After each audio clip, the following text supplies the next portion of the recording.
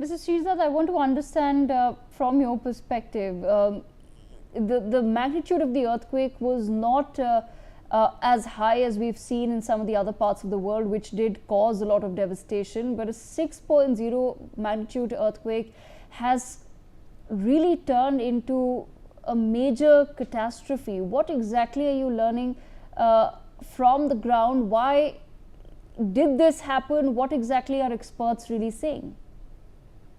Well, as an information based on the ground, I have been traveling to around Afghanistan, and I know the geography of the area, and a very difficult area to navigate. And if we see the overall the system of the construction in that area, the poor people, the villages, and if you see the systems is not something which, as you mentioned, to tackle in this situation. That is why that the tool has reached to 1,400, and I believe that still it is increasing. And if we see, for example, the Chapadara, the corner province is an area where the people are very poor, and the construction system is in a very low standard, if you see in all around Afghanistan. So that is why the main point is that one. And the second one is about the capacity to manage the situation after this catastrophe.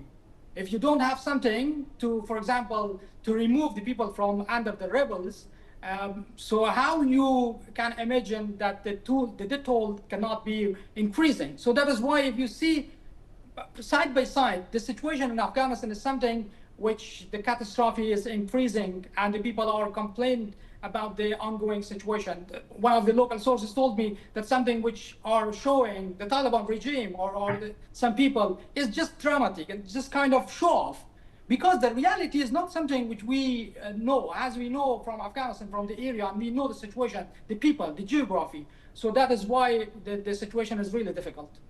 Mr. Shirzad, at the same time, I want to understand from your perspective how complicated do things now become on the ground, because there was already a slight humanitarian crisis in Afghanistan. What really is the worry for the days and months to come?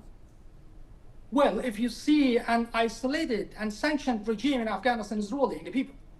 So that is why how you can forecast the good days, upcoming days. That is why the international community, the international organization, including the UN, has warned about the upcoming day situation in Afghanistan, especially the areas which are affected.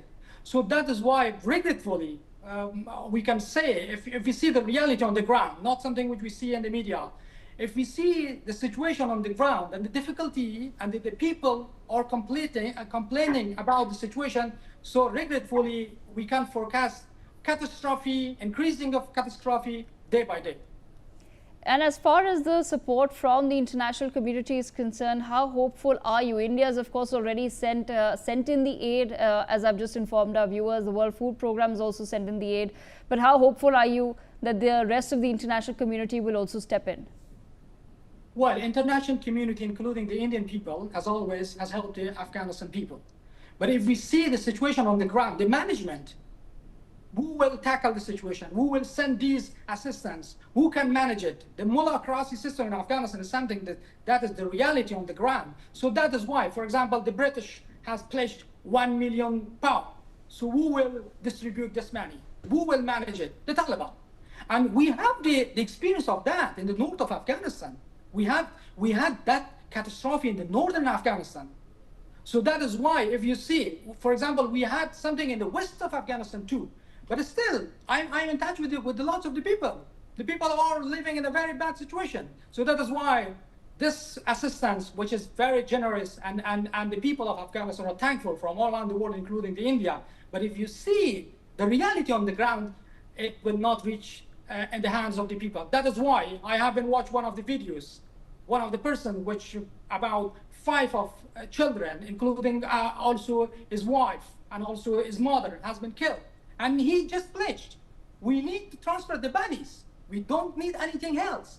So if you, after 24 hours, if you can't, for example, remove the dead bodies or transfer the dead bodies from the area, so how can you forecast? How can you, for example, pledge and how you see the situation in the upcoming days? So that is why the people around the world, the countries, including the India, the people of Afghanistan are thankful from that. but the reality is something which I still, based on the experience of last years, I am regretfully pessimistic about that. But Mr. Shirzad, unfortunately, the political situation in Afghanistan is what it is at this point in time. So what really, in your assessment, becomes the way forward? How is it that the international community can then step in to even help streamline certain processes and work with the Taliban government for the upliftment of the people of Afghanistan?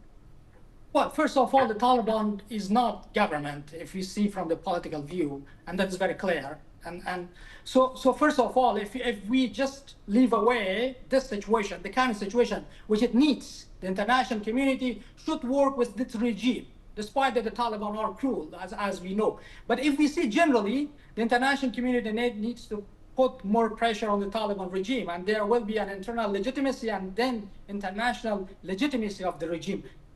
And otherwise, sanctioned, isolated regime, the situation of the people, and the catastrophe. And that is something which we'll experience, and we experienced it in the history of Afghanistan, and it will experience again and again. So that is why Afghanistan's situation needs something, a legitimate regime, which be based on the justice. And the woman, as I mentioned, 6 pregnant women has been killed because of the lack of the female doctors in the area, because the Taliban doesn't allow the girls to go to school, to go to university. So that is why, if you see the situation overall, it is really, really difficult. All right, Mr. Shirzad, thank you so much for joining us on Newsx with that perspective. We have some